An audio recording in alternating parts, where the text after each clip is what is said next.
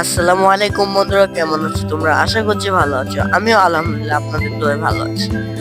আজকে আমাদের বিদ্যালয়ে হয়েছে একটি বিদায় ও দোয়া মাহফিল।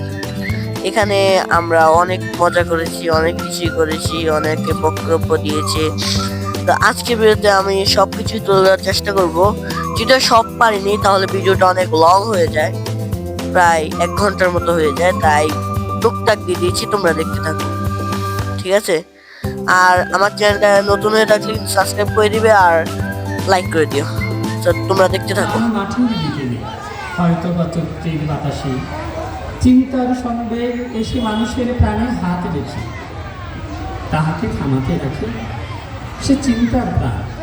সাম্রাজ্যের উত্থানের পতনের বিবর্ণ সন্তান হয়েও যা কিছু শুভ্র রয়ে গেছে আজ, সেই সোম সুপর্ণের থেকে এই সূর্যের আকাশে সেরকম জীবনের উত্তর আগে ধানসিঁড়িটির তীরে এই বাংলায় হয়তো মানুষ নয়, হয়তো বা শঙ্খচিল শালিখের দেশে, হয়তো ভোরে কাঠ হয়ে এই কাঠটিকে নবান্নের দেশে কুয়াশা।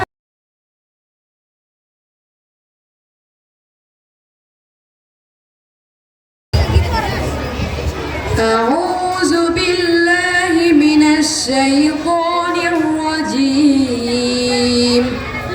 بسم الله الرحمن الرحيم যেতে নাহি দেব হায়, তবু যেতে দিতে হয়। আসসালামু আলাইকুম সুধী দর্শক এবং উপস্থিত সবাইকে আজ অনুরোধ করছি।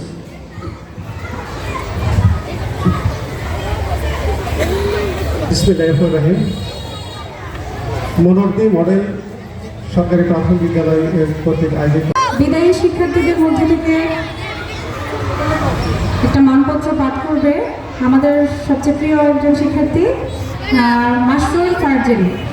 সবাই একটু চুপ করে একটু ওকে বলার। সহশিক্ষক ও আমার প্রাণপ্রিয় ভাই বোনেরা সবাইকে জানাই আদাব ও নমস্কার।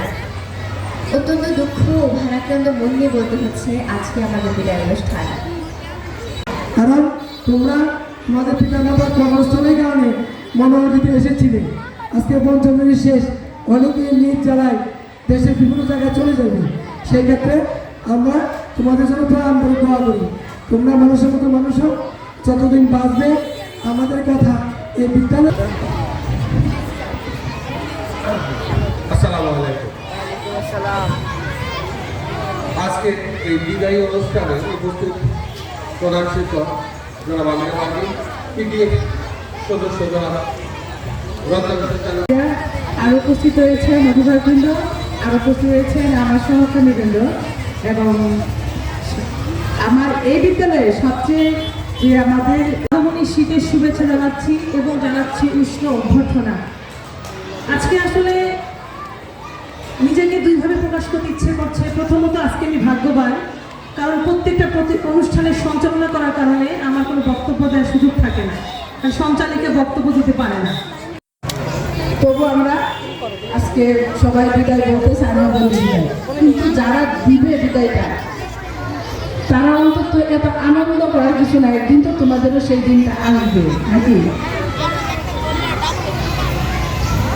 আমি আমার সহকর্মীদের দৃষ্টি আকর্ষণ করছি। আমার মনে হয় গেটটা একটু চাপায়া দিয়ে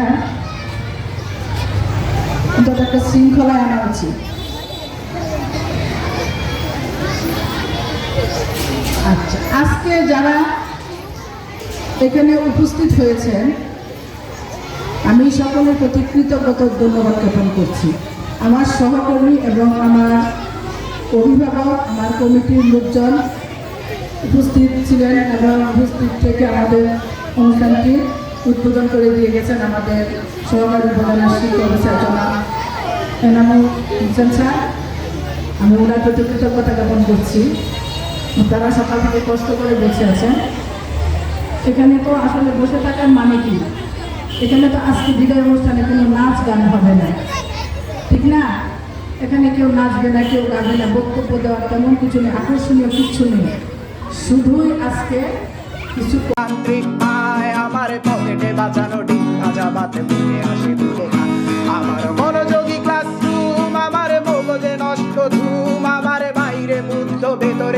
আমার লাশের মোড়কে ঘুম, আমার প্রেমে ডুবে থাকা নারী, আমার বুমেরাং হাজারি, আমার ফেলে আসা তাজা কাজলের চোখ, তুমি তার মহামারী।